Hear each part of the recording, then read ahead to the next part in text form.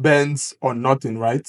The rush for the German machine didn't just start today. Even in the world's poorest countries, you'll still find a Mercedes-Benz running smoother than newer cars. Mercedes-Benz didn't just build cars.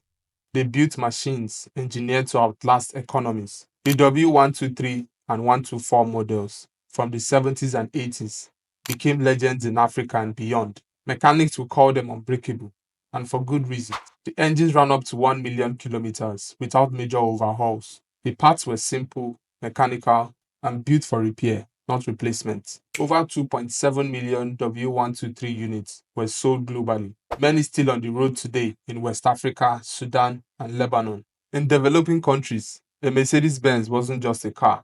It was proof of status, success, and sometimes power. Governors used them, presidents used them, even when other brands were cheaper.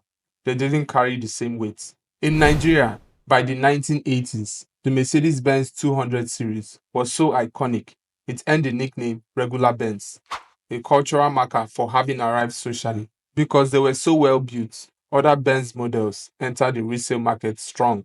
Used Mercedes cars became a form of investment. They lasted decades, often cheaper than newer Toyotas long term. A 2020 UN trade report found that 70% of vehicles imported into West Africa were used, and Mercedes ranked top 3 among sedans over 20 years old.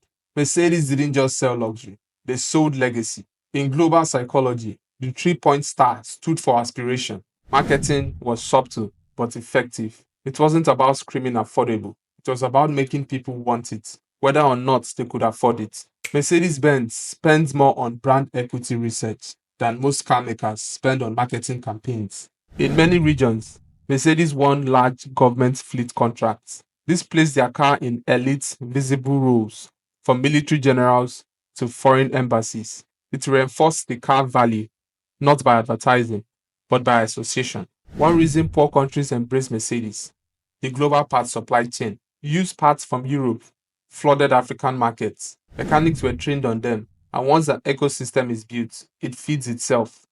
Cheaper to repair, easier to maintain. Lagos alone has over 4,000 independent mechanics trained on Mercedes-Benz engines. So how did Mercedes-Benz conquer the world? Simple: durability, prestige, and perception. They didn't just build cars, they built identity. So what other car brands do you think compete with the Mercedes? Let us know in the comments.